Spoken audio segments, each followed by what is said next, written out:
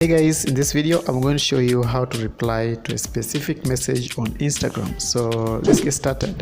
Now on your phone you need to go to your Instagram account. Then once you're on your account homepage, in the top right corner of your screen you need to click on direct message icon right here.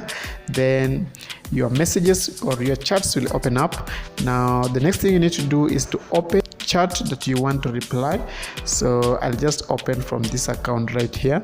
Then as you can see from this user, I got 2 messages from this user and I didn't reply to any. So I want to start replying to this right here. So tap and hold on the message you want to reply. These reactions will pop up. Now below your screen you'll see a reply option.